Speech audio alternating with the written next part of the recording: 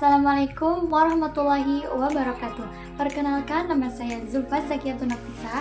Saya adalah salah satu mahasiswa Tisa Asofa Mangunjaya Tasikmalaya, Prodi Pendidikan Agama Islam, dan saya berasal dari Kota Kuningan. Di video kali ini saya akan mempresentasikan sekaligus memenuhi tugas dari dosen saya, yaitu Ibu Siti Masita Fauziah MPD di mata kuliah Estetika. Dan dengan tema kali ini adalah estetika dari sudut pandang filsafat klasik dan filsafat modern. Sebelum masuk ke pembahasan, kita harus tahu dulu nih, apa itu estetika?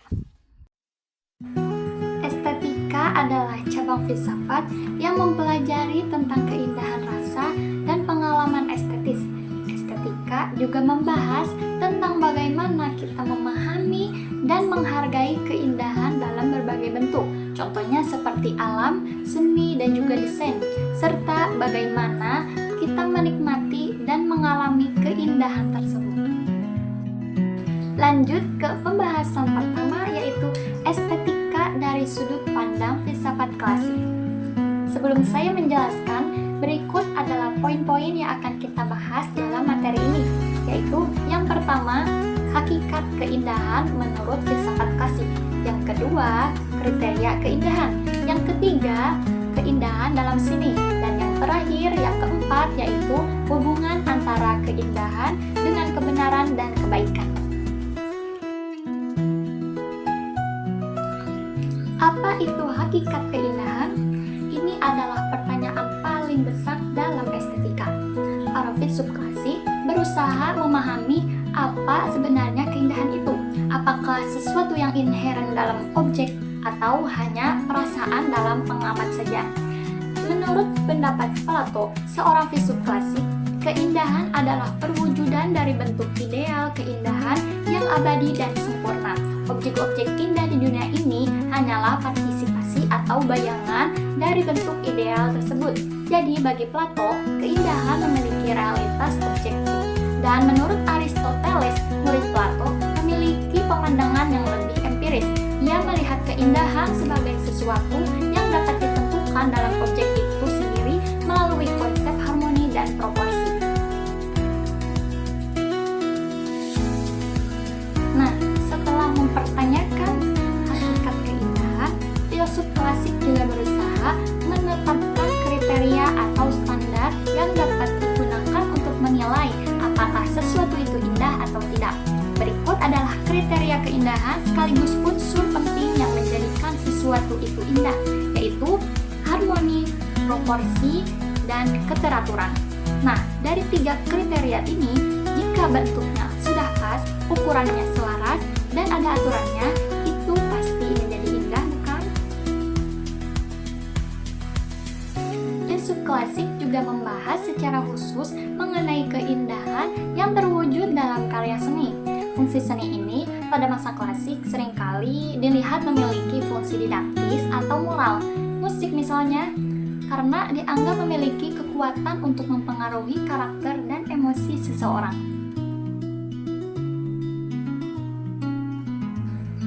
Hubungan antara keindahan dengan kebenaran dan kebaikan dalam filsafat klasik, terutama pemikiran Plato, yaitu terdapat pemandangan bahwa keindahan, kebenaran, dan juga kebaikan saling terkait erat. Ketiganya seringkali dilihat sebagai manifestasi dari tingkatan realitas yang lebih tinggi atau prinsip-prinsip fundamental.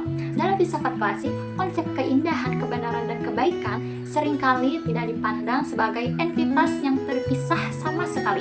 Mereka ini memiliki keterkaitan yang mendalam dan saling melengkapi. Keindahan dapat menjadi jalan untuk memahami kebenaran dan menginspirasi tindakan yang baik.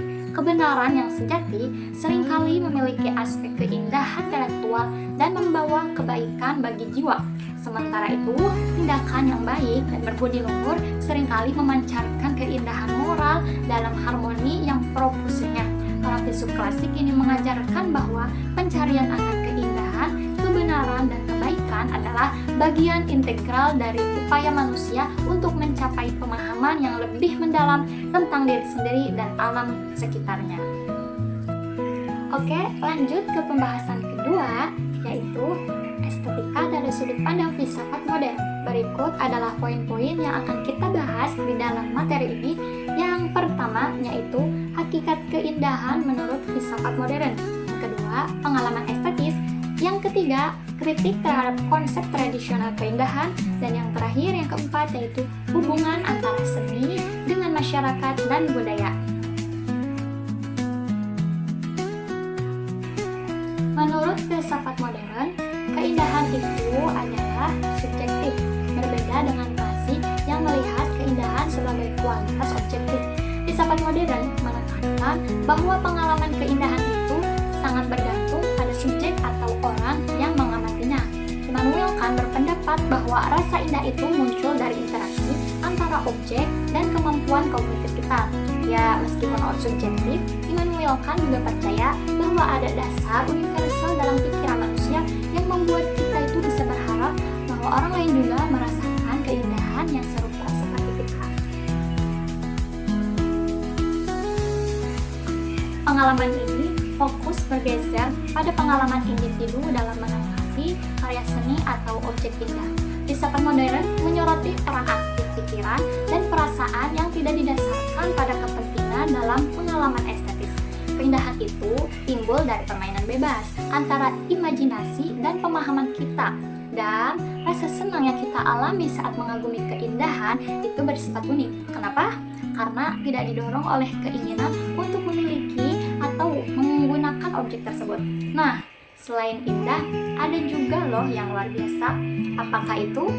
Yaitu pengalaman yang luhur yang muncul ketika berhadapan dengan sesuatu yang sangat besar, kuat ataupun dahsyat, seperti gunung, badai, atau langit malam yang penuh bintang, yang awalnya mungkin mengancam kemampuan imajinasi kita untuk memahaminya. Namun, pada akhirnya kita pun merasakan kekaguman dan kebesaran pikiran kita sendiri yang mampu menanggapinya. Secara keseluruhan, filsafat modern telah membawa pergeseran signifikan dalam pemahaman tentang keindahan. Dari konsep yang dianggap objektif dan universal, keindahan kini lebih difahami sebagai sesuatu yang subjektif, kontekstual, sosial, dan terus berubah seiring perkembangan budaya, teknologi, dan pemikiran manusia.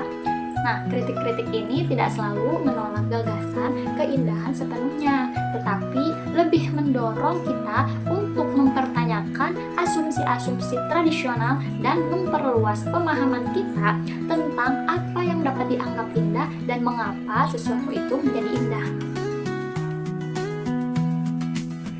Seni dalam filsafat modern dilihat sebagai cerminan dan pembentuk hubungan yang kompleks antara individu, masyarakat, dan budaya.